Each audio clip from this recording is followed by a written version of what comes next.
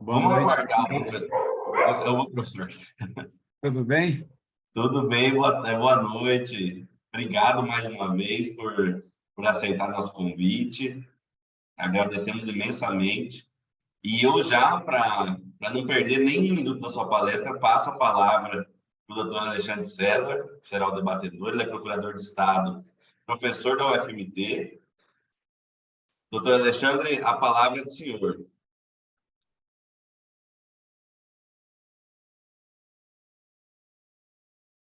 Agora sim. Boa noite a todos e a todas que participam desse quarto encontro de Direito Público de Mato Grosso. Obrigado, doutor Yuri Nadaf.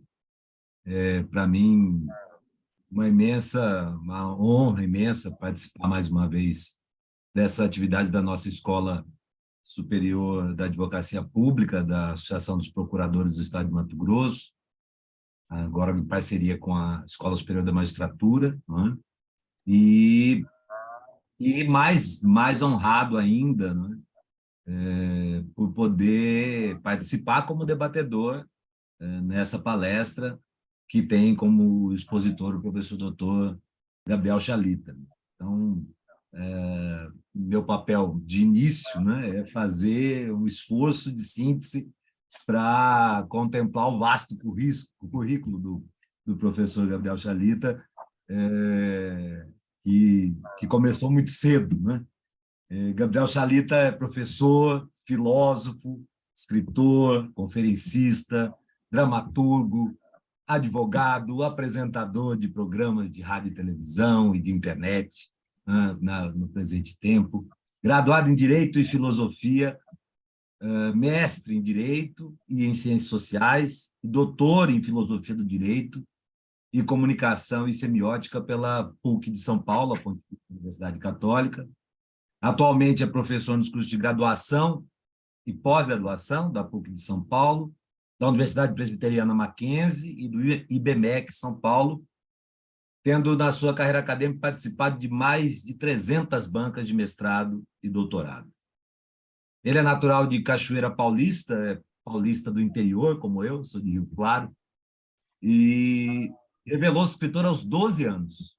Atualmente tem mais de 90 livros publicados e mais de 10 milhões de unidades vendidas no Brasil, na América Latina, na Europa e no Oriente Médio.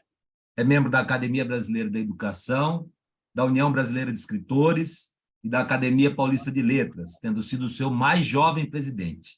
Também é conselheiro do Conselho Superior de Estudos Nacionais e Política. Foi eleito vereador aos 19 anos e, nessa legislatura, presidiu a Câmara Municipal de Cachoeira Paulista. Foi secretário de Juventude, Esporte e Lazer e secretário de Educação do Estado de São Paulo, quando presidiu o Conselho Nacional dos Secretários de Educação, o CONSED, por 2 mandatos. Em 2008, elegeu-se vereador da cidade de São Paulo, destacando-se como o mais votado do Brasil. E, em 2010, foi eleito deputado federal, com mais de 500 mil de votos, e nessa legislatura presidiu a Comissão de Educação da Câmara dos Deputados. Foi também secretário municipal de Educação de São Paulo entre 2015 e 2016. Conferencista aclamado no Brasil e no mundo, já proferiu mais de 400 palestras e nos brindará esta noite com a palestra O Direito como exercício da serenidade e pacificação social. Passo a palavra ao professor Dr. Gabriel Chalita. Bem, boa noite. Para mim é uma honra imensa estar com vocês. Agradeço as palavras generosas do Dr. Alexandre César. Agradeço ao Dr. Yuri também. Faço um cumprimento todo especial, né, aos procuradores, aos advogados, aos juízes, aos promotores, aquelas pessoas, aos professores em geral, as pessoas que dedicam a sua vida acreditando no direito, né? Nós aqui todos temos em comum essa crença de que o direito é um grande instrumento para que a gente possa conseguir, de fato, essa serenidade e essa pacificação social. Esse tema da serenidade é um tema muito caro a um pensador que nós conhecemos bem, chamado Norberto Bobbio.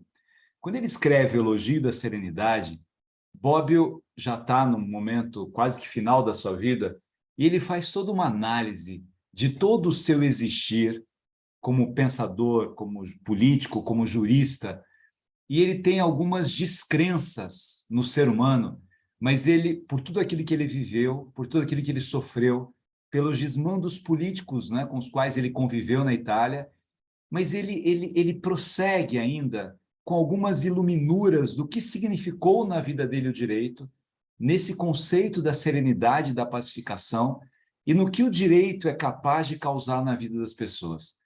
É muito interessante que o grande positivista Hans Kelsen, ele que escreve obras, né, como a Teoria Pura do Direito, mas que no finalzinho, nas suas últimas conferências, quando ele faz uma reflexão sobre a sua vida jurídica, sobre os seus pensamentos, já com uma influência agora do direito consuetudinário, ele também olha, e é aquele homem que queria uma neutralidade, mais do que uma imparcialidade até, que ele queria uma segurança jurídica de tal ordem que os subjetivismos fossem deixados de lado.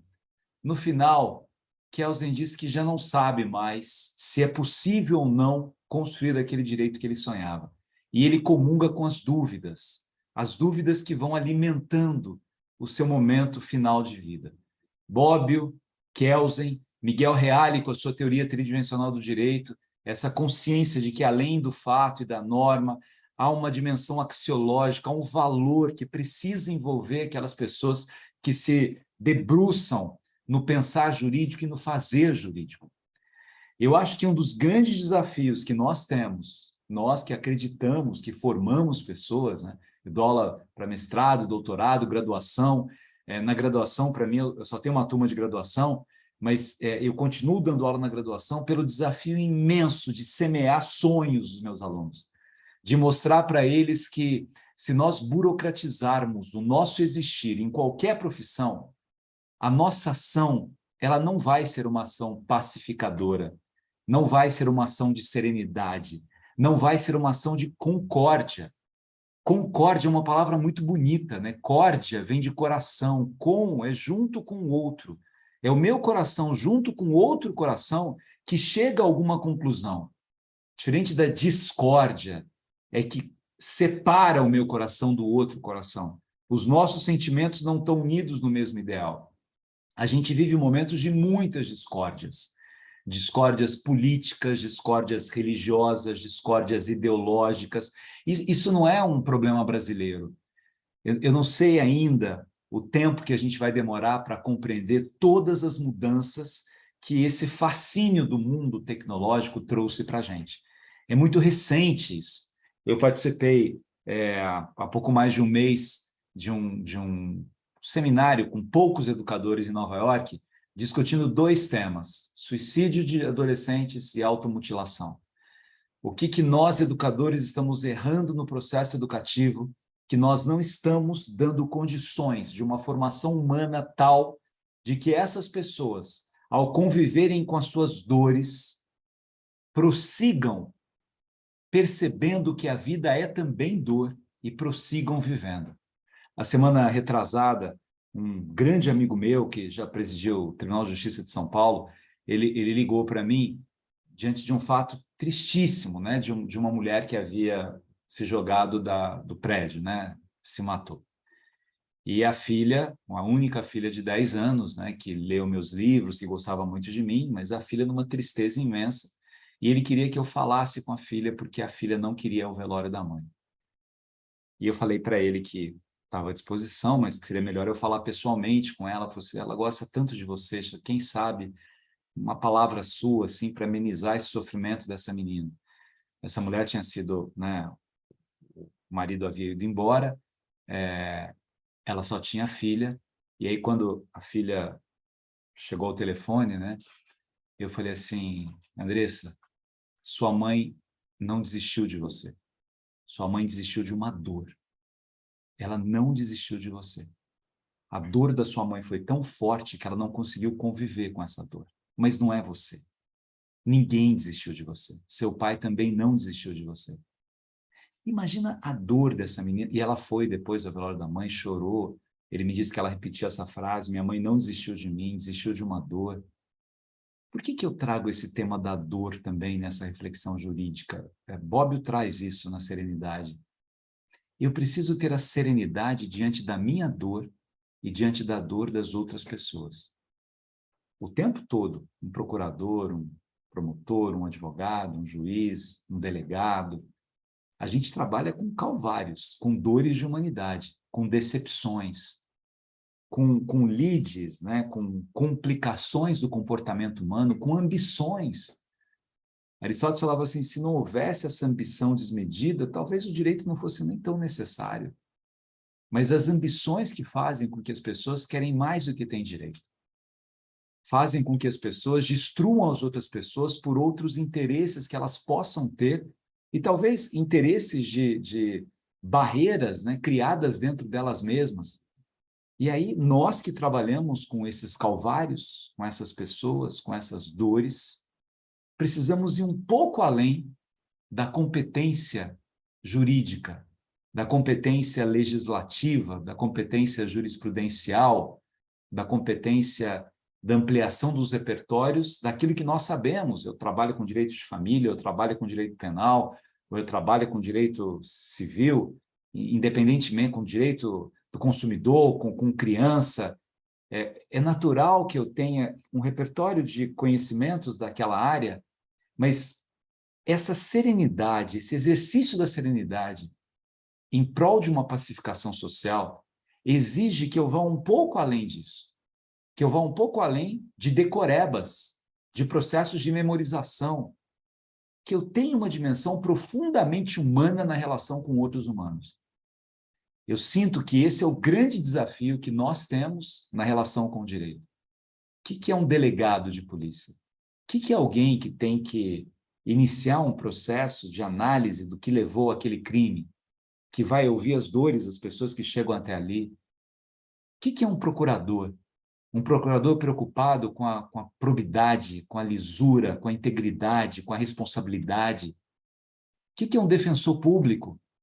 Que vai colocar sua vida ali a cuidar de vulneráveis, sem condições de cuidar de si mesmo? O que é um promotor que não é um acusador, mas é alguém que tem a consciência da defesa que ele vai fazer da sociedade, da defesa dos vulneráveis também? O que é um juiz? O que é um juiz decidir se uma criança fica com o pai ou se fica com a mãe? Decidir se essa cirurgia deve ser feita ou não deve ser feita, se prende ou se não prende? O que Kelsen queria no primeiro momento, que qualquer que fosse o julgamento e qualquer que fosse o juiz a presidir aquele julgamento, o resultado fosse o mesmo, para ter uma segurança jurídica. Ele mesmo se debruça sobre essas incongruências imensas do ser humano e essas dificuldades de constituição de um direito sem nenhuma lacuna. Como é que eu posso imaginar que no agir humano, né? Isso está lá na Ética Nicômaco com Aristóteles. Aristóteles se preocupa muito com a formação de quem vai julgar, porque ele diz que, por mais perfeita que seja uma lei, não existe processo legislativo, legal, jurídico, sem hermenêutica, sem heurística. Eu interpreto o tempo todo. Eu interpreto pessoas, eu interpreto procedimentos, eu interpreto legislações. E eu construo relações que possam ser menos conflituosas, apesar desses calvários das pessoas que se encontram, que se debatem, que têm ambições, que têm erros que advêm de formações incorretas, da dificuldade que tem o Estado de dar conta dos processos iniciais da formação de uma pessoa. Eu defendo desde sempre uma tese que, graças a Deus, agora, a neurociência tem provado e comprovado isso. Ninguém é burro ou inteligente. Ninguém é bom ou mal. As pessoas nascem como nascentes, como água de nascente pura. Então, as pessoas não nascem com perfil de criminosas. Lombroso estava errado. As pessoas não nascem dispostas a matar, dispostas a estuprar, dispostas a roubar, dispostas a destruir o outro. Não nascem assim. Há algo na nossa formatação humana que nos leva para um caminho ou para outro caminho. E todos os simplismos no trato dessas grandes questões nos levam ao erro. Quando se discute o ECA, a complexidade que é você ter uma visão preferencial, um cuidado maior com essas crianças, com esses adolescentes, as medidas todas existentes no ECA, né, da prestação de serviço, até as medidas de internação. É muito instigante que nos simplismos as pessoas colocam, de certa forma, pulam a liberdade assistida, vão para um caminho de internação para se ver livre daquele problema e já olham, né, esses adolescentes como uma impossibilidade absoluta de um retorno à sociedade. Eles darão muito trabalho, porque eles não tiveram a formação correta no momento correto. As nossas sinapses estão mais abertas dos 0 aos 3 anos, né? Freud tem uma belíssima explicação sobre isso, 4 a 5 anos depois, e foram tantos vazios, tantas dores acumuladas nas histórias deles, que degringolaram em comportamentos incorretos. Não é que o Estado não deva realizar o seu poder de proteção das outras pessoas, o seu poder punitivo nos casos em que isso é exigido, mas vejam, se a gente tem uma consciência de que um adolescente ele não comete o crime, mas que esse ato infracional requer uma medida socioeducativa, como é que, no mundo real, eu consigo cuidar das pessoas que estão privadas da liberdade naquele momento para devolvê-las para a sociedade em outras condições? Eu estou dando esse exemplo, né? Eu vivi muito essa experiência quando eu fui responsável pela FEBEM em São Paulo, hoje Fundação Casa, e o trabalho complexo que eu tinha de convencer juízes e promotores e dialogar dos caminhos que a gente tinha, desde a liberdade assistida, da prestação de serviço, da internação, do acompanhamento da internação, da saída deles das unidades, com uma porta de saída que os ajudasse a voltar para a sociedade. A gente tinha rebeliões quase todos os dias na FEBEM naquele tempo. E eu apostava profundamente que se a gente tivesse uma porta de saída, a gente começou um grande projeto com a Fundação Bradesco, e eu fui pedindo para empresários para contratarem adolescentes quando eles saíam da FEBEM. Eu percebi, por exemplo, que a gente tinha unidade das meninas, né? Eu inaugurei muitas unidades, que eram só 2, e a gente foi distribuindo pelos interiores as unidades para eles estarem, como prevê o ECA, mais próximo das famílias. Mas eu percebi que na unidade das meninas ninguém visitava. Isso, aliás, é infelizmente comum em penitenciárias femininas. A gente passa na porta de penitenciárias masculinas em dia de visita, tem fila de mulheres para visitar, né, os seus maridos, seus companheiros, tem mães visitando seus filhos, e eu vi que na unidade das meninas nem as mães visitavam. A gente começou vários projetos na unidade das meninas com a Denise Steiner, que era presidente da Associação Brasileira de Dermatologia, para fazer um trabalho de pele nas filhas com as mães, desde que as mães fossem juntas. Depois, chefes de cozinha para ensinar as filhas com as mães. A gente foi criando tantas medidas de humanização por essa crença de que se eles tivessem uma oportunidade, eles conseguiriam construir uma outra história. O índice de reincidência, né, despencou, né, nesse período. As rebeliões, né, acabaram praticamente, a gente acabou tendo uma ou outra fuga, e eu dizia assim, isso vai dar trabalho porque o ser humano dá trabalho. Mas não são simplismos que solucionarão problemas. A gente vive, às vezes, uma dimensão muito binária, ser humano é bom ou é mal. Não é bem assim, ser humano é bom ou é mal. Ser humano é complexo. Talvez, diante das circunstâncias daquela pessoa, eu agisse de forma diferente, ou da mesma forma, eu não sei. Mas esta visão de quem é o ser humano, quem eu julgo, de uma palavra que é fundamental. O Montoro dizia isso, né? O juiz que não tem a visão de compaixão jamais será um bom julgador. Compaixão é compartilhar a dor daquela outra pessoa. Paixão é dor. Eu compartilho aquilo. Eu preciso interrogar dentro de mim mesmo sobre aquelas decisões que eu estou tomando e que repercutirão na história de outras pessoas. Às vezes, as minhas raivas, os meus ódios acumulados, as minhas disputas me levam a erros profundos. Eu nunca me esqueço, quando eu era estudante de Direito na PUC de São Paulo e fazia estágio no MP.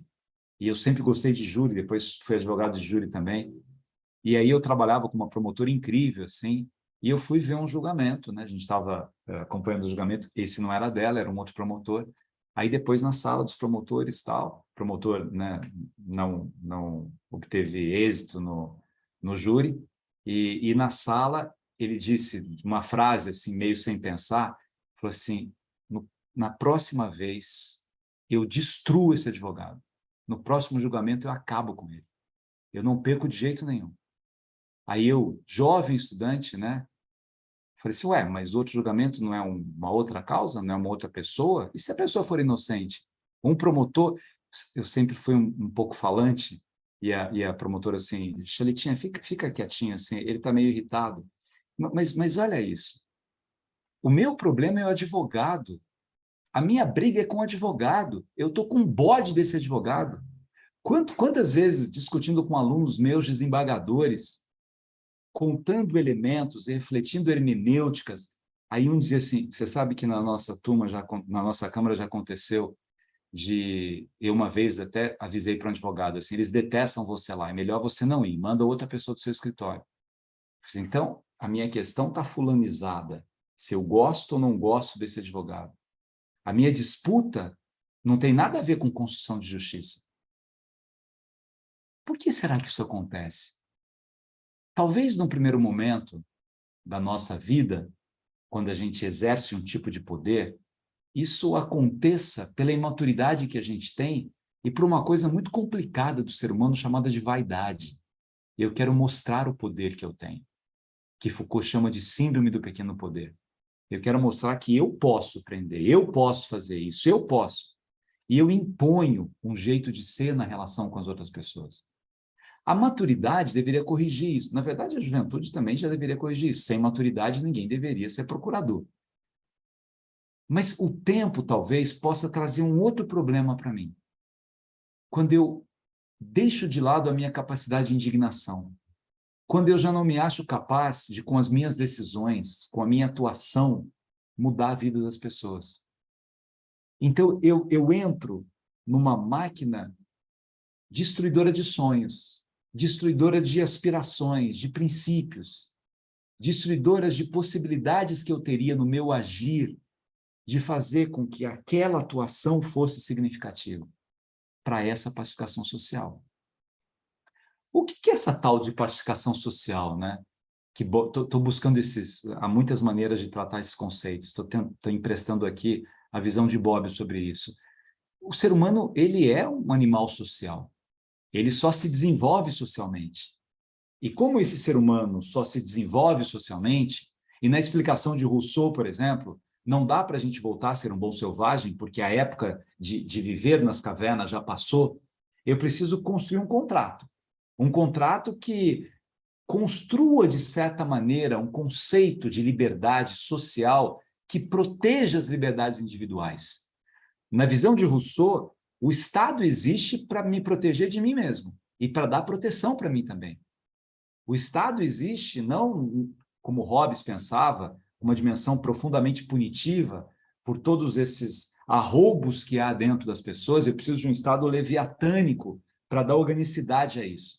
Mas há muitos pontos em comum entre Hobbes e Rousseau. Só que Rousseau, ele quer a construção de um processo que ajude as pessoas a compreenderem que será muito mais efetivo, muito mais significativo, se eu obedecer aquilo que está no Estado por acreditar e não por ter medo. O excesso de punição, ele não mostra a grandeza de um Estado, ele mostra a fraqueza de um Estado. Porque o Estado correto, ele educa de tal ordem as pessoas para que elas façam aquilo que é correto por acreditarem naquilo que é correto. Tem um processo muito grande da construção de uma sociedade em que as pessoas valorizam aquilo que elas constroem socialmente. Bob pega esse mesmo caminho e chama de pacificação social. A pacificação social, ela é uma conquista difícil porque não há dois seres humanos iguais. Nós não vivemos numa homogeneização social, não existe isso. Nós estamos aqui em 90 pessoas e somos completamente diferentes uns dos outros. E pensamos coisas diferentes, e temos trajetórias diferentes, e temos fluxos de vivências diferentes. Mas o que nos une? A gente sabe de coisas que talvez nos desunam.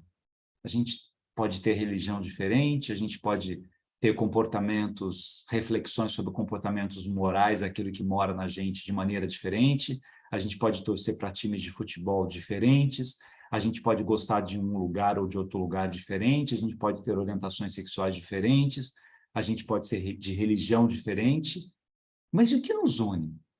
A dimensão da pacificação social é a compreensão das diferenças e a construção daquilo que nos une. E é um trabalho com aquilo que nos une como um valor essencial, que nasce da moral e que constrói ética. Há filósofos que trabalham de forma diferente o tema moral e ética. Numa visão mais de Habermas, e é parecida com Bobbio também, moral é aquilo que mora em mim, que mora dentro de mim. Ética é aquilo que é construído socialmente. E é aquilo que faz com que o que mora em mim me ajude a perceber o que mora nos outros, em cada um dos outros, é a dimensão extrínseca das realidades intrínsecas que nós temos. Agora, aquilo que mora em mim precisa ser cuidado. Eu, que trabalho em qualquer área do direito, eu preciso cuidar dessas feridas narcísicas que moram dentro de mim. A gente vive tempos profundamente narcísicos, no sentido ruim do narcisismo, do esquecimento do outro, do infamiliar, que é um conceito freudiano também. Eu moro num bairro em São Paulo, que é Higienópolis, que é um bairro de classe média alta, né? Como as pessoas que moram na rua aumentaram em todos os lugares, há muitas pessoas que moram nas ruas nesse bairro também. E eu fico impressionado de ver pessoas que eu conheço do bairro, né? E olho e comento assim, nossa, precisa limpar essa calçada. Limpar é o verbo que eles utilizam para se referir a pessoas. Eles não dizem assim, a gente precisa cuidar dessas pessoas. O que está acontecendo com essas pessoas? O que fazer para melhorar a vida dessas pessoas? O verbo é limpar. Porque essas pessoas, elas não são familiares a mim. Eu não sinto a dor delas porque elas não são familiares a mim. A gente vive, na realidade, nos nossos tempos, um drama de 100 milhões de refugiados. 50 milhões de crianças são refugiadas. São refugiados por quê? Porque resolveram fazer turismo num outro país? São refugiados para defender a vida, para não morrer. E quando eu não tenho a consciência das dores que essas pessoas sofrem, quando isso não me diz nada. Hoje eu estava vendo uma foto de um pai com a filha morta no terremoto lá na Turquia e na Síria, ele pedindo para o fotógrafo fotografar ele com a filha, ele de mão dada com a filha morta. E o fotógrafo dizendo da dor que ele sentiu ao ver aquele homem entristecido com a morte da sua filha. É a mesma humanidade da qual eu faço parte. Se isso não cria nenhuma sensibilidade dentro de mim mesmo, há algo estranho acontecendo comigo. Se eu não olho para os dramas que chegam na minha mesa, nas soluções dos problemas com os quais eu terei que enfrentar, se eu não percebo o poder que eu tenho de pacificação social naquele problema, eu transformei o meu agir no direito num instrumental burocrático. Eu estou ali cumprindo hora, cumprindo ponto, esperando as férias, esperando a aposentadoria. Eu estou permitindo que os meus desânimos de vida, eles influenciam no meu agir profissional. E aqui, eu estava falando do suicídio, automutilação, mas é fato, né? Byung-Chul Han diz isso, é fato que a gente vive as grandes dores da alma hoje nos nossos tempos. A gente está entre 3 grandes dores. Depressão, estresse e ansiedade. E isso se reflete nos profissionais que trabalham com o direito. Se reflete nos profissionais que trabalham com a medicina. Eu estava antes de ontem dando uma palestra para médicos, um debate, sim, foi fascinante, médicos que trabalham em UTIs, em unidade de terapia intensiva, e que convivem com a morte o tempo todo, e que tem ali um limite do que eu posso me envolver e do que eu tenho que me proteger. Mas eu vi alguns depoimentos, né? Eu vi um médico dizendo assim, eu vou me emocionar sempre, sempre. Toda vez que uma pessoa se vai, eu vou me emocionar. Toda vez que alguém sai da UTI e vai para um quarto, eu vou me emocionar. Sabe o que é, Chalita? Chegar para uma mãe e falar, meus sentimentos, seu filho não resistiu. Ouvir o choro daquela mulher, a dor daquela mulher, a vontade que eu tenho como médico de chegar para ela e falar assim, ele resistiu, estamos levando para o quarto, vai ficar tudo bem. Nem sempre eu posso dizer isso, mas o cuidado que eu preciso tomar, às vezes é a 5ª pessoa que morreu no mesmo dia, mas é o filho único daquela mãe. E eu preciso ter essa compreensão da dor que o outro está tendo, para que o meu agir ali não seja um agir esvaziado de emoção, de cuidado, de compaixão. O direito é a mesma coisa. Há pessoas que têm que ser presas. Há maneiras de prender e acompanhar a vida sem a liberdade daquelas pessoas. Há pessoas que eu olho para elas e, de repente, algo me diz que elas estão mentindo. Mas eu não posso desacreditar das pessoas sem percorrer os trajetos, os percursos, as dores delas. O escritório que eu trabalho, a gente pegou um caso pro bono de uma periferia de São Paulo, de uma mulher que estava com câncer, ia morrer, e aí entregou a sua filha para a vizinha. Filha, 4 meses, bebezinha, pediu, eu vou morrer, cuida da minha filha. Periferia, uma mulher muito simples, né? Já com outros 3 filhos, foi cuidando dessa criança, esperando vaga na creche, esperando vaga, a menina com 3 anos conseguiu a vaga, aí vai, só que ela não tem documento, porque não é filha dela. E aí fala assim, você tem que ir lá no fórum resolver esse problema. Chega no fórum, o que a juíza faz? Pega a criança e manda para a fila de adoção, porque burlou a lei da adoção. Eu fui depois despachar, conversar com essa juíza, né? Eu fui um dos autores da lei da adoção. E o espírito da lei não é esse. A lei da adoção é para proteger as crianças. Nesse caso, você não está protegendo. Se você pega a lei... Eu gostava muito quando o Montoro usava o tema da compaixão para falar daquele momento de Jesus com a pecadora, em que aquela mulher estava ali, né, era adúltera, então ela tinha que ser apedrejada. Aqueles homens estão com as pedras nas mãos para apedrejar a mulher, e a lei manda apedrejar. E aí Jesus não diz assim, não joguem as pedras, nem diz, desobedeçam a lei. Quando ele fala assim, quem não tem pecado, atira a primeira pedra, Miguel Reale dizia, o Montoro dizia, ele ilumina a lei, ele dá luz àquela lei. Eu preciso ter uma compreensão da lei, uma dimensão principiológica. De onde nasce, na Constituição Federal, a necessidade de uma legislação que trate de crianças e adolescentes, a legislação que trata especificamente da adoção, quais são os princípios que norteiam essa lei, qual é o significado dela, qual é o poder que eu tenho de agir? Mas a mulher me pareceu muito confusa, disse a juíza depois. Depois resolveu o problema. Mas a mulher me pareceu confusa, mas é evidente que a mulher está confusa. Imagina uma mulher da periferia na frente de uma juíza fica confusa. Não é que ela esteja mentindo, ela não sabe mesmo, não sabia que tinha que ir, não sabia, mas onde morreu a mulher, não lembrava o dia que morreu a mãe da menina, não lembrava, evidente. A quantidade de nervosismos que começam a habitar dentro de mim quando eu estou diante de alguém que tem muito poder e que não consegue exercitar esse poder de maneira correta.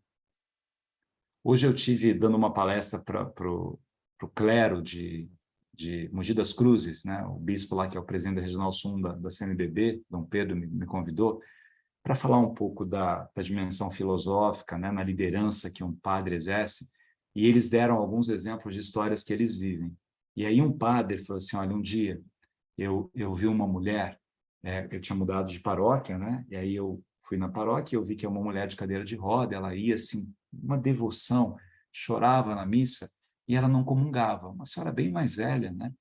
E eu fiquei meio... Falei assim, mas por que será que essa mulher não comunga, né? Que tipo de pecado na cadeira de roda ela tem para não comungar, tal, vai? Aí ele foi conversar com ela depois, ela beijou a mão dele e falou assim, posso conversar um pouco com a senhora? Claro, claro, dona Heleninha, claro, padre. Assim, eu queria perguntar, dona Heleninha, eu estou novo como pároco aqui, por que a senhora não comunga? Ai, padre, o sonho da minha vida é comungar. Mas aconteceu uma coisa que o padre falou que eu não posso comungar. Falou, o que aconteceu? Não, meu marido me deixou, eu estava grávida, e aí, né, eu criei minha filha está com 20 anos já, e o padre falou, a senhora não pode comungar, a senhora é mãe solteira, não pode comungar. Essa mulher sofreu durante 20 anos por um dizer incorreto de um padre para ela. Aí o padre falou, a senhora pode comungar, a senhora pode comungar, confie em mim. Mas o padre falou, eu sou padre, o padre errou ao dizer isso para a senhora. Seu marido abandonou, mas eu sou mãe solteira. O Papa disse que não tem mãe solteira, tem mãe. Não existe, a senhora pode comungar. ele disse que o bispo depois, né, o Dom Pedro falou que foi essa paróquia, e aí a senhora perguntou também para o bispo, falou, eu estou comungando porque o padre diz, olha a dor que a gente causa na mente de uma pessoa, a destruição que a gente causa na mente de uma pessoa, quando a gente utiliza o nosso poder. Talvez o padre, o outro, não tivesse feito por mal, estava apressado, não entendeu direito, estava irritado com a pergunta. Talvez eu também age assim como procurador, como promotor, como advogado, como juiz, como professor. Eu ajo meio irritado. O aluno vem dizer uma coisa para mim, eu já sei o que ele vai dizer, ou faço um pré-julgamento daquilo que ele vai colocar. Como é que eu vou pacificar as pessoas com isso, se eu não estou pacificado internamente? Se eu deixei de ter confiança naquilo que eu faço? Se eu deixei de sentir, né, Olavo Bilac, né, sentir um gosto de estrelas na boca, por me debruçar num processo, por chegar a conclusões, por estudar, por agir de uma maneira correta, por mudar a vida das pessoas a partir dessa perspectiva. Me lembro que uma vez, quando eu era secretário de educação do município, né, eu fui do estado e do município, e eu tive uma experiência linda como secretário do estado, 5 anos, tal, né? E no município, eu nem queria ser secretário, vinham de 2 grandes greves, e eu no estado não tive nenhuma greve. E aí eu assumi e resolvi ir nos céus, em São Paulo, né? E falar com 1.000 e tantos professores, eles podiam perguntar o que quisessem, reclamar, sugerir. E num dos céus que eu estava, na Capela de Socorro, um professor chamado Amauri falou assim, olha, Chalita, a gente ficou muito feliz no município quando você virou nosso secretário, eu também sou do Estado, você humanizou a rede, você construiu a Escola de Tempo Integral, eu fiz mestrado por sua causa, e aí, enfim. Mas eu queria te dizer um problema que a gente tem aqui nas periferias de São Paulo, professores que têm dupla jornada. Sobra comida da alimentação escolar e joga fora e a gente não pode comer. Eu acho que é um absurdo, porque são poucos professores que têm dupla jornada e a gente poderia também comer. Eu falei assim, pode. Se não vai aumentar custos, pode. Aí a equipe técnica atrás falou, claro que não pode, secretário. Isso é verba do FNDE, é comida de criança, não pode. Eu falei, mas a prefeitura completa a verba. Eu acho que pode. Não, não pode. Aí o procurador estava junto, né? Falou, ele entende mais do que eu, mas a gente vai estudar e depois eu dou uma resposta. Aí fomos, né? O procurador-geral do município, incrível, tal. Ele falou, Chalita, não tem jeito. Você vai ter problema depois com isso. Eu falei, mas não é possível. E aí eu dormia e acordava pensando, se não vai aumentar R$1 do custo. Se a gente serve 1 milhão de refeições, se tem menos de 5.000 professores que fazem dupla jornada, com condições, ou uma parte deles que iriam se alimentar disso, tem que ter um jeito. Aí eu cheguei um dia e falei, procurador, quando eu era secretário do Estado, também não podia a gente ajudar um professor a ter um computador, e a gente construiu uma tese de que, como instrumento pedagógico, poderia. Aí eu te pergunto, se o professor se alimentar junto com a criança, como uma estratégia pedagógica, ele pode ou não pode comer? Ah, não. Se for junto com a criança e se a gente conseguir uma justificativa pedagógica, eu acho que é defensável. Não está aumentando o custo, tal. Então, estuda mais um pouco. Vamos tentar, porque isso a gente vai ajudar os professores no seu dia a dia e não está aumentando o custo. E aí chegamos à conclusão que podia. A gente criou um programa chamado Na Mesma Mesa, e aí nós fomos lá na Capela do Socorro de novo, né?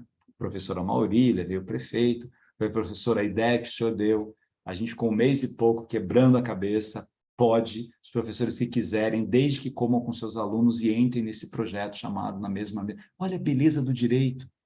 O procurador estava correto, não podia. Eu falei pode, assim, não vai aumentar custo, pode, mas eu também não pensei muito bem nisso, né? E ele falou, não, peraí, isso é mais complicado do que o senhor está dizendo. É complicado? Vamos estudar o que é complicado. A beleza da dimensão jurídica está nessa ampliação de repertórios. Quando eu me debruço sobre isso, e ao debruçar sobre isso, eu busco outras alternativas. Eu, quando trabalho com retórica jurídica, né, com os meus alunos, eu falo assim, advogado pode mentir? E alguns dizem que pode porque não tem perjúrio para advogado, pelo princípio da ampla defesa, ele está ali para defender o réu, senão o réu pode ser indefeso. A pergunta não é se pode ou não pode mentir. Na minha opinião, não pode. Se o advogado é essencial à justiça, ele não pode mentir. Mas o advogado não precisa mentir.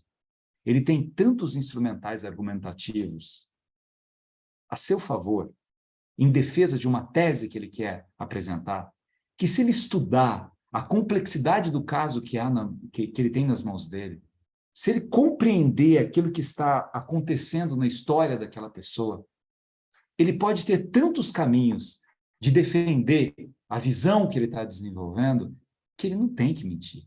Ele não deve mentir, ele não pode mentir. A gente está num mundo com tantas mentiras que se a justiça, que é essa grande instrumental de pacificação social, for um instrumento de mentiras também, de que serve o direito? Mas você tem casos que você vai dizer o quê? Que o cara não matou? Se ele matou, você não vai dizer que ele não matou.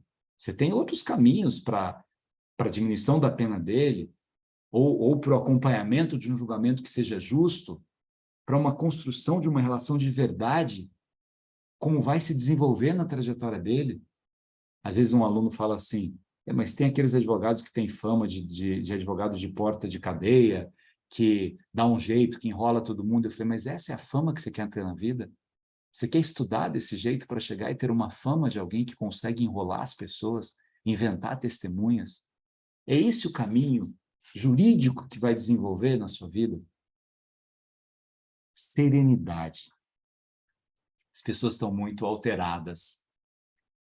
Por que elas são alteradas? Porque a desarmonia interna, as incompreensões que eu tenho comigo mesmo, me levam a ter atitudes pouco corretas na relação com as outras pessoas.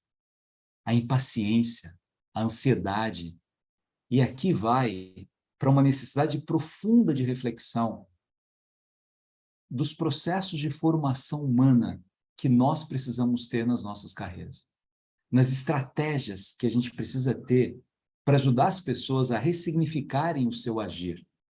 Pensar, o exercício do pensar. Nós, às vezes, nos desgostamos da atividade do pensar e a gente vai fazendo coisas em cima de coisas, até para que não exista opacidade dentro da gente mesmo. A gente tem um mundo interno fascinante. E se eu não tomar cuidado dessas minhas entranhas, dessa viagem necessária que eu preciso fazer em mim mesmo, essa preocupação do lugar que eu preciso estar no mundo. Eu estava há 2 semanas essas 2 semanas eu viajei praticamente todos os dias. Recife, Fortaleza, Olinda, Maceió, ontem em Campo Grande, né, Mato Grosso do Sul, uma cidade do interior, Rio Brilhante. E é muito interessante esses contatos, né? Hoje eu falei com os pares essa história, mas eu estava em Alagoas dando palestra e depois fiquei 3 dias numa praia lá. Estou terminando de escrever uma peça sobre o Papa e São Francisco. Chama Entre Franciscos, o Santo e o Papa. É uma peça que se passa numa lavanderia. O Papa Francisco ele resolveu fazer uma lavanderia no Vaticano para a população em situação de rua. E aí na peça ele vai lá, né? O cenário é a lavanderia, e ele encontra um homem limpando a sua roupa. Ele acha que é um homem que mora na rua e é São Francisco. E é só no final que dá... Enfim, estava escrevendo a peça. Aí fui andar na praia cedo.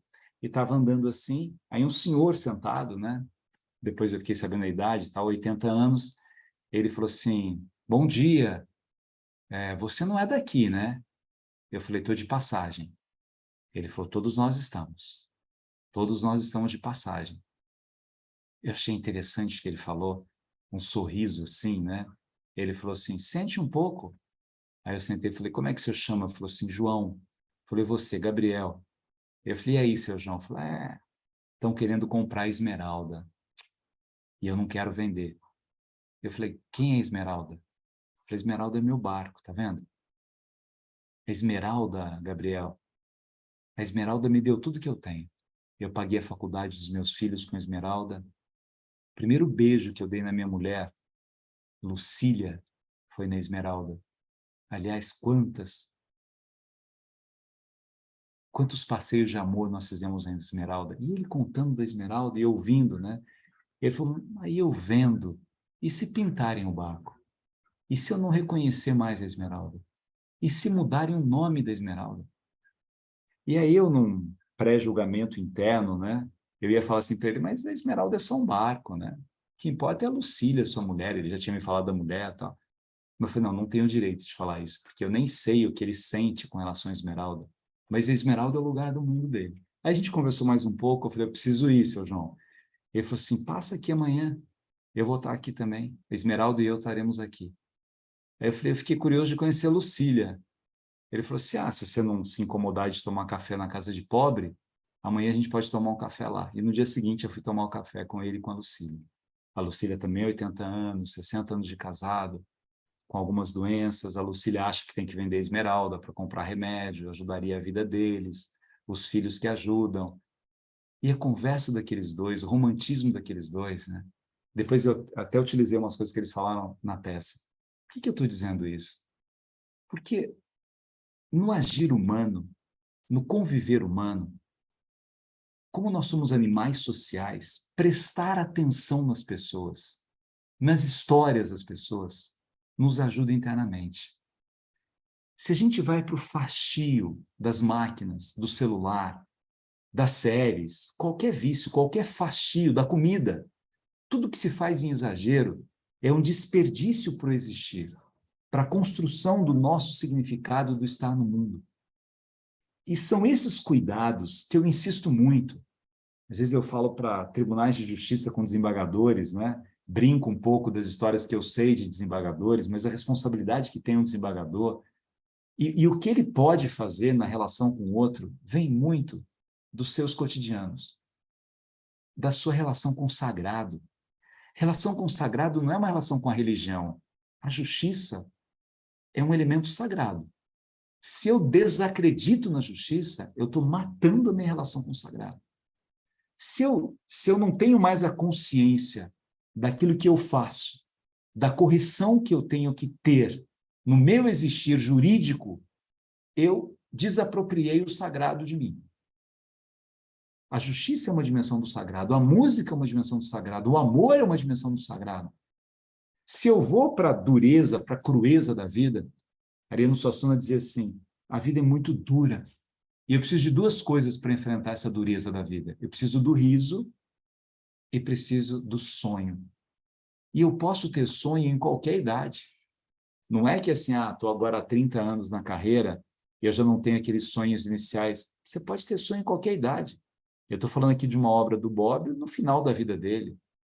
Montoro tinha 80 anos, queria plantar acerola na África para minimizar os problemas da fome. Lá na África. As pessoas, elas vão desabrochando em idades diferentes e vão ressignificando a sua existência com outros elementos dessa própria existência. E acreditando que no seu agir, no seu fazer, elas significam essa construção de pacificação social. Mas eu não acredito que alguém possa agir profissionalmente se não conseguir agir pessoalmente. Que alguém consiga separar. Eu sou correto profissionalmente, não importa o que eu faça na minha vida pessoal. Eu sou no fórum, eu sou no escritório, eu sou nas repartições em que eu trabalho, a consequência do que eu sou na maneira com que eu amanheço o dia, com que eu me desperto por existir naquele dia. Se eu não cuidar das minhas feridas, se eu não cuidar dos meus medos, se eu não cuidar das minhas inseguranças, se eu não cuidar das minhas incompletudes, Manuel de Barros dizia que a riqueza maior do ser humano está na incompletude, na beleza da incompletude. Olha aqui esse poema do Manuel de Barros. Que maravilha! A maior riqueza do homem é a sua incompletude. Nesse ponto sou abastado. Palavras que me aceitam como sou. Eu não aceito.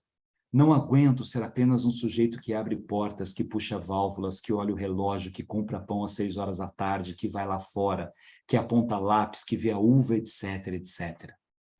Perdoai, mas eu preciso ser outros. Eu penso renovar o homem usando borboletas. O poeta da simplicidade, o apanhador de desperdícios. Uso a palavra para compor meus silêncios. Não gosto das palavras fatigadas de informar. Dou mais respeito às que vivem de barriga no chão, tipo água, pedra, sapo. Entendo bem o sotaque das águas. Dou respeito às coisas desimportantes e aos seres desimportantes. Prezo insetos mais que aviões. Prezo a velocidade das tartarugas mais que a dos mísseis. Tenho em mim um atraso de nascença. Eu fui aparelhado para gostar de passarinhos. Tenho abundância de ser feliz por isso. Meu quintal é maior que o mundo. Sou um apanhador de desperdícios. Amo os restos, como as boas moscas. Queria que a minha voz tivesse um formato de canto, porque eu não sou da informática, eu sou da invencionática. Só uso a palavra para compor os meus silêncios. Talvez, para que a gente construa melhor o direito, a gente precise de uma coisa que Nietzsche chamava de caixas de brinquedos. Nós temos nos nossos cotidianos ferramentas. A Constituição Federal é uma ferramenta, as legislações infraconstitucionais são ferramentas, a doutrina é ferramenta, a jurisprudência é ferramenta, as audiências que eu faço são ferramentas, mas eu preciso buscar silêncios também. Eu preciso ler mais poemas, eu preciso contemplar mais amanheceres, mais entardeceres, para que eu possa, pacificando a mim mesmo, pacificar as pessoas com as quais eu me relaciono para fazer justiça. Obrigado.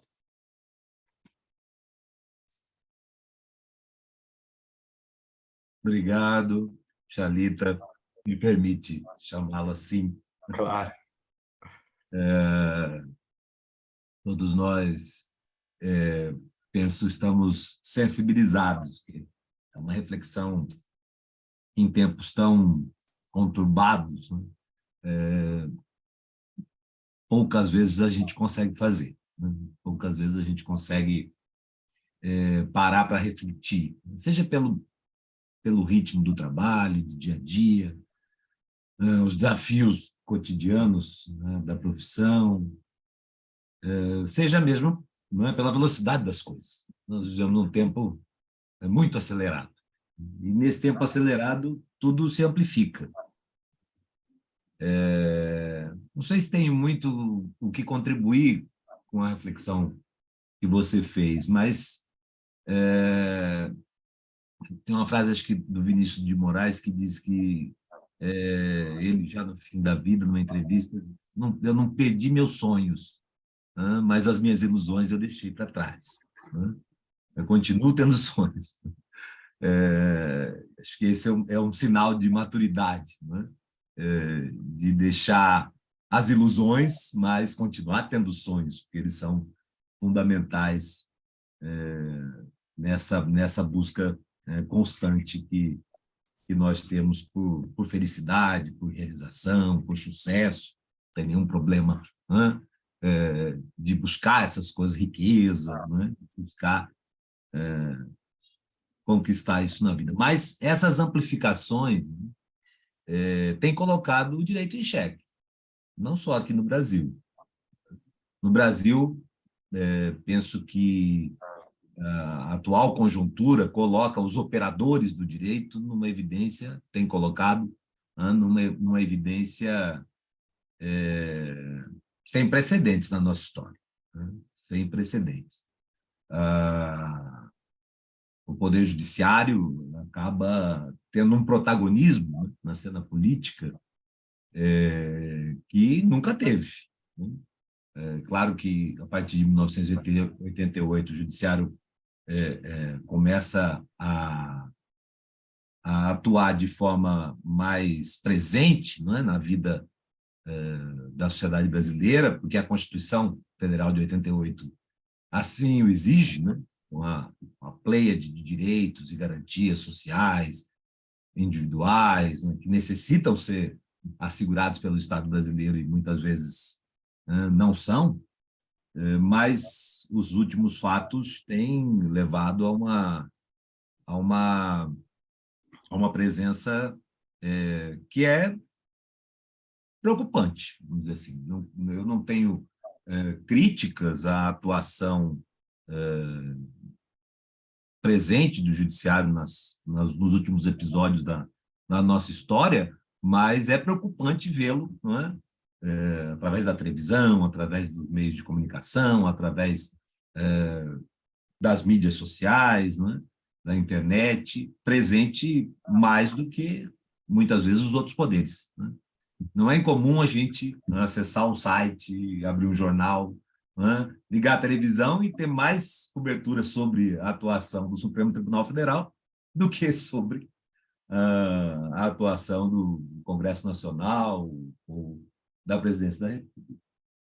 E, paralelo a isso, nós temos bolhas. A sociedade brasileira, né, muitos vivem em bolhas. A minha verdade é a minha verdade. Se não, você não fala a mesma língua que eu não te ouço. Uma surdez, né? Uma surdez seletiva e permeada por um grau de perversidade, meu ver. Né? Quando você não quer ouvir os outros e, ao mesmo tempo, se orgulha de produzir fake news, de produzir notícias falsas, né? Que você sabe que são falsas e você produz e difunde, penso que há um grau de perversão. Quando você é preso por participar de atos contra a democracia e depois se vangloria na internet da tornozeleira que você está usando depois da audiência de custódia, me parece que há um grau de perversão. Enfim, o que me angustia, e confesso, é uma angústia, como nós, né, que operamos o direito, que temos que fazer essas ponderações, que temos que nos sensibilizar, não é, com aquilo que o outro passa, com as demandas que o cidadão nos traz, né, com as demandas que também as políticas públicas que o Estado, no nosso caso, procuradores do Estado, que o Estado, através de seus governantes, colocam em prática. Como a gente como a gente consegue manter a serenidade? Né? Como conseguir manter a ponderação, né? Conseguir manter o equilíbrio, né? Crendo no direito, porque é um instrumento civilizatório, é uma conquista, uma construção, né? que nós participamos, né? Eu também fui legislador, também sou professor e contribuí, né, em alguns momentos com a produção das normas e hoje, no dia a dia, busco as ensinar, né, ensinar não só as normas, mas o ordenamento como um todo e aplicá-lo no meu dia a dia como procurador. Então, como a gente manter esse sonho, né? Sem ilusões, mas como manter esse sonho? Como na maturidade, eu tenho 54 anos recém-completados, como na maturidade manter esses sonhos e fazer com que esses sonhos sejam um motor, né, da nossa atuação pessoal, profissional, familiar, em todas as esferas. Alexandre, muito interessante a sua colocação. Vamos dividir ela em duas partes, né? Essa primeira parte é a preocupação de um ativismo, talvez, judiciário, né? Do judiciário ter que ser o grande defensor da democracia. Na verdade, o ideal seria que o clima democrático independesse do judiciário, né? Que fosse natural as pessoas prezarem pelas suas liberdades. A fake news, ela é, de fato, assustadora. Não é só no Brasil, né? Quem viu um documentário chamado Privacidade Hackeada, há vários documentários, mas sobre esse mesmo tema, né? Sobre as redes, mas o Privacidade Hackeada, ele tem algumas especificidades assim, muito instigantes. Eles explicam, por exemplo, o Brexit. E é muito triste assim, quando você vê uma jornalista de um grande jornal inglês entrevistando pessoas numa cidade com 5.000 habitantes e ela pergunta para uma senhora assim, qual é o maior problema aqui da cidade? Os refugiados. Falei assim, o maior problema são eles, estão tirando os empregos, estão acabando com a cidade. E onde eles moram? Na cidade inteira. E perguntam para várias pessoas a mesma coisa, sempre a resposta, os refugiados. Não há nenhum refugiado naquela cidade. E nas várias cidades que eles foram entrevistar, nenhum refugiado. E aquela senhora não é mentirosa. Ela acreditou nisso. De alguma forma, essa informação chegou nela e ela saiu repetindo isso. O Brexit só ganhou por causa das fake news que foram distribuídas pelos interiores do Reino Unido. Londres votou contra. a saída da Inglaterra. Ali, algumas questões econômicas, né, vão talvez mostrar os erros ou não das decisões que eles tiveram. A questão não é decidir pela saída ou não da Comunidade Europeia. A questão são as informações mentirosas que levam a decidir por esse ou por aquele caminho. A gente olha os Estados Unidos, né, o mesmo país que elegeu Obama. Você pega o primeiro discurso do Obama na Alemanha, depois de eleito, antes de empossado, é um discurso todo baseado em pontes, não em muros, até para fazer referência ao muro que separou as duas Alemanhas. Aí o Trump ganha a eleição com um discurso de muro, o mesmo povo que elegeu um, elegeu o outro depois. Que informações chegaram nessas pessoas? Como é que isso se constituiu uma base decisória daquelas pessoas naquele momento? Ali mostra a Trinidad Tobago também, que eles sabiam que a direita ia perder as eleições, aí fazem músicas, né, para que o jovem não fosse votar, porque sabiam que o jovem não votaria naquele candidato, como se naturalmente aquilo surgisse das pessoas. E isso é um desafio imenso. Eu vi pessoas, né, do meu convívio, assim, senhoras preocupadíssimas com o comunismo, com a volta do comunismo no Brasil, o que vai acontecer, o que não sei o quê. E assim, não importa que você vote na direita ou na esquerda, é bom a alternância de poder, é bom que você tenha uma direita forte, uma esquerda forte. Eu presidi a comissão de educação e eu conseguia dialogar com todos os lados daquela comissão, mostrando que a gente tinha divergências em vários pontos, mas o ponto que nos unia era a busca da qualidade pela educação. Como é que você conseguia fazer aquelas convergências todas? E isso para mim, é a essência do processo democrático. É você conseguir educar as pessoas para aquilo que Kant chamava de esclarecimento. Esclarecimento é a saída da minoridade. Você deixa de ser tutelado pela visão alheia e começa a caminhar com pés próprios. Quando a gente mitifica ou mistifica a política, a gente destrói a beleza da política, porque virou um mito, ou virou algo místico. Deus mandou votar em fulano ou em cicrano. Deus não quer isso. Deus deu inteligência ao homem para que ele faça suas escolhas, para que ele decida. Todas as vezes que política e religião misturaram de uma maneira a dominar a mente das pessoas, a gente foi para o abismo, para o caos, para as cruzadas, para o castelo de Sant'Angelo, para as torturas, para a Inquisição e assim por diante, para as guerras entre as pessoas. E, aliás, religião, a palavra vem de religare, não é de desligamento, é de religação, é de fazer com que as pessoas estejam juntas. Então, de fato, talvez o judiciário tenha precisado agir mais em defesa da democracia pelo clima político incorreto. Talvez o excesso de partidos tenha prejudicado, talvez a maneira de construção das informações, talvez as eleições anteriores, com tantas fake news que não souberam como agir contrariamente a essas fake news, porque todo mundo foi pego desprevenido, exigiu que agora houvesse uma firmeza maior da justiça eleitoral para isso. Talvez isso fosse uma necessidade real para garantir os processos democráticos, mas não é o ideal que se prossiga assim. Você precisa criar um clima democrático para isso. E as pessoas precisam prezar por isso. O que aconteceu no Brasil de afronta à democracia é mais sério do que o Capitólio nos Estados Unidos, porque eles não têm históricos das ditaduras que nós temos.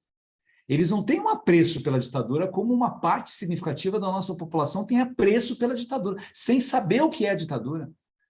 Quando os judeus fazem filmes um atrás do outro sobre o nazismo, as pessoas falam assim, mas mais um filme sobre isso? Mais um, para não esquecer nunca do horror que foi aquilo.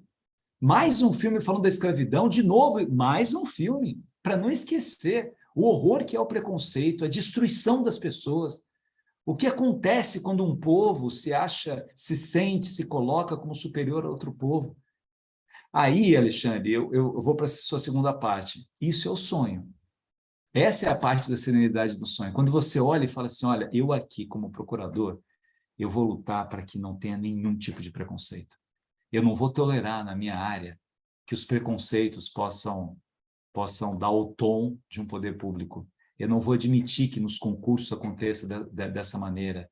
Eu vou zelar de tal ordem pelo patrimônio público, eu não tenho nada contra quem está ocupando o cargo nesse momento, nem a favor quem está ocupando o cargo nesse momento. Eu tenho a consciência que eles vão passar e eu vou permanecer. Eu estou aqui numa carreira e eu estou aqui para defender o interesse daquelas pessoas que vivem no estado que eu vivo. O sonho é isso, é dimensão aspiracional. E é a consciência de que numa decisão, numa assinatura, num parecer seu, você está mudando a vida das pessoas. Daquelas pessoas que moram aqui, nesse pedaço de Cuiabá, nesse interior do Mato Grosso, nesse lugar em que eu vivo, nessa audiência que eu fiz aqui, nesse parecer que eu dei, nessa opinião que eu dei, eu mudei o curso daquilo que estava desenvolvendo aqui. É esse poder que eu tenho de agir, que eu tenho que ter a consciência disso. Eu falo isso na formação de professores. Se a gente pensar no poder que a gente tem numa sala de aula, no poder de você criar escravos, né? De você criar pessoas traumatizadas, uma palavra de um professor traumatiza um aluno, às vezes, a vida inteira, ou de você abrir janelas às possibilidades, né? Essa é a beleza do sonho, e não tem idade para isso. Não tem idade para... Eu quando fui assistente do Montoro, e depois eu peguei a turma que era dele, ele dando aula com 80 anos, com 81, com 82, esse homem vibrava na sala de aula para falar da beleza que era o direito. A Bibi Ferreira fez peça minha, né? Eu acompanhei a Bibi até a morte dela, 94 anos. Ela, com 90 anos, foi fazer Frank Sinatra no Carnegie Hall em Nova York. Ela fazendo Piaf. E assim, isso é sonho. Ela descobriu o lugar no mundo dela. O seu João, lá de Alagoas, descobriu a Esmeralda. E na Esmeralda ele se constituiu. Eu preciso, na minha sala de trabalho, descobrir o meu lugar no mundo. E olhar para esse espaço e falar assim, é aqui que eu vou sonhar.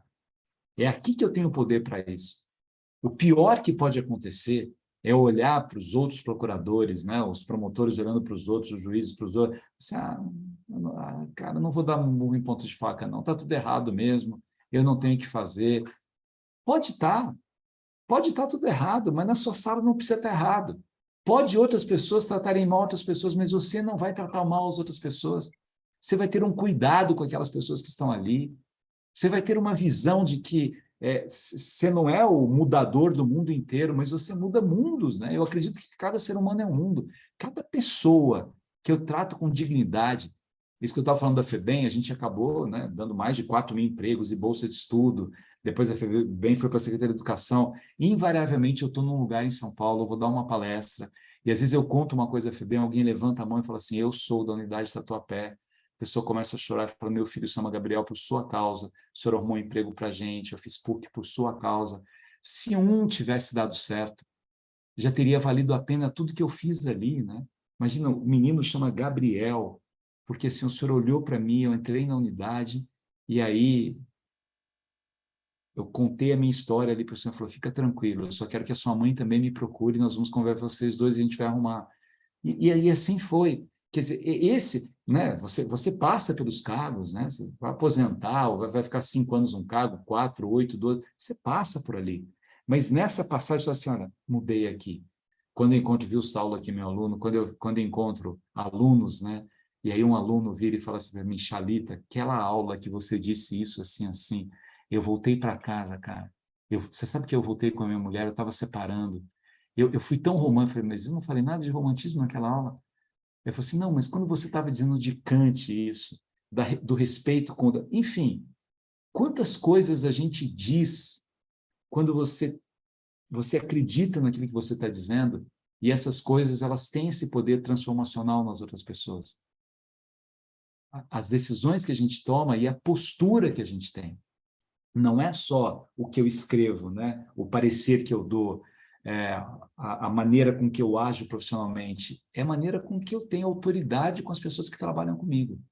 É o jeito que eu me relaciono com elas. Eu dizia para os professores, eu fui o único secretário sem greve em São Paulo, a gente conseguiu ter uma relação incrível com os professores, mas eu dizia assim, olha, educador mal educado está na profissão errada. Então eu não serei mal educado com vocês. E, assim, o meu sonho é que ninguém seja mal educado. Porque senão é uma incoerência. Como é que eu sou educador e trato as pessoas dessa maneira, e brigo dessa maneira? Agora, se eu sou alguém que prezo pela justiça, eu preciso ser justo nas pequenas decisões cotidianas que eu tomo na minha vida. Eu preciso ser justo até na atenção que eu dou para o estagiário que trabalha comigo, que chega cheio de inseguranças, e aí eu volto e fico digitando uma coisa no computador, eu falo, diga, a frieza com que eu trato esfria sonhos dentro dele também. Tem uma frase bonita do Drummond que diz assim: cuidado por onde andas, que é sobre meus sonhos que caminhas. A gente caminha no sonho das pessoas. E a gente nem percebe isso, que essa pessoa volta arrasada, entristecida para casa, porque você não deu o mínimo que todo ser humano precisa, que é atenção. É isso, Alexandre? Muito bom. Obrigado. Doutor Yuri, me devolvo a palavra para, se alguém, acho que ainda temos algum tempo, né? Obrigado, doutor Alexandre.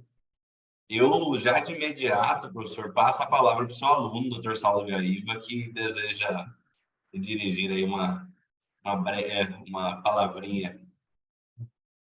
Professor Gabriel, agradeço a sua presença aqui. E essa noite nós tivemos aqui o que a sua história sempre faz, que é transformar vidas, né? Quem acompanha a história do professor Chalita sabe que, enquanto secretário de Estado, ele transformou a educação em São Paulo, transformou os estabelecimentos as infracionais. Tive a oportunidade de cursar um crédito inteiro com o professor Chalita e dizia muito para minha esposa, Gabriela, que a cada aula eu chegava transformado por conta de encontros como esse que a gente viu hoje, né? No mundo, professor, em que a loucura de Erasmo parece simples, que a cegueira de Saramago parece cristalina, e estamos nos acostumando, né, com coisas que já pareciam escondidas, e preconceito, e ódio, e discussões de democracia, né? Quando a gente pensa, a Constituição nossa tem mais de 50 menções à palavra liberdade, à palavra livre, e a gente começou esse ano com essa loucura que todo mundo viu, né? Algo impensável, e ouvir o senhor é sempre transformador. Não só para mim, mas eu tenho certeza que para todos que aqui estão. Então, eu agradeço de coração pelo tempo que o senhor está aqui com a gente, nos brindando com as reflexões que nos fazem certamente pessoas melhores. Obrigado. Obrigado, Saulo.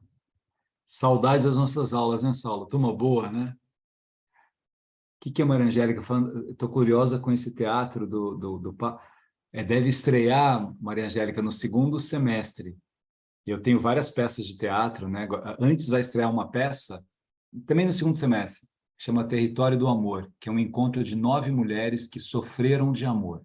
Então, é o encontro da Maria Callas com a Marlene Dietrich, com a Barbara, com a Piaf, com a Mercedes Souza, Dalva de Oliveira, Maísa, Dolores Duran e Elisete Cardoso. Elas têm vários pontos em comum, né? Eu fui estudar a vida dessas mulheres todas. A Callas, por exemplo, foi uma vida que eu me despedacei junto com a vida dela, né? A mulher que era mulher, que era considerada a maior cantora do mundo, se apaixona por um homem que ridicularizava o canto dela. O Onassis imitava a Callas cantando e dizia que ela era ridícula. E ela para de cantar por causa dele. Ela fica grávida dele, ele disse que ele já tinha um filho e não queria um outro filho, e se ela não tirasse, ele iria embora. E ela tira o filho. Depois o filho dele morre, do Onassis. A dor dessa mulher, imagina, uma mulher perdeu o canto, né? A cotovia do mundo por amor. Isso é amor. E é uma peça que, enfim. Mas aí eu aviso para vocês a estreia das 2 peças. Essa é um musical. As 2 são 2 atores. É que a ideia dessa do Papa e do São Francisco é estrear na Jornada da Juventude em Portugal. A gente vai ver se dá tempo, porque o produtor quer que o Tony Ramos faça o Papa. E, bem, enfim, se der certo, estreia em agosto, depois São Paulo e Rio. Depois Cuiabá. Se Deus quiser, professor. Professor, muito, muito obrigado. A palestra do senhor foi um presente para nós mesmo. Foi realmente maravilhosa. O senhor pode ver pelo chat aí que todo mundo gostou muito. E muito obrigado mesmo. A gente espera contar com o senhor em outras oportunidades. Se possível, presencialmente, para o senhor passar um frio aqui em Cuiabá. Opa! Vai Friozinho. passar um friozinho aqui, o clima está bem ameno. A gente aguarda o senhor aqui nas próximas. Muito, muito obrigado mesmo. O senhor Obrigado. tem um excelente resto de semana. E a todos os demais, a gente volta na segunda, dia 13, às 9h30, com a palestra do Dr. Caio. Obrigado mesmo, doutor. Boa noite a todos. Boa noite, boa noite. Obrigado pelo carinho.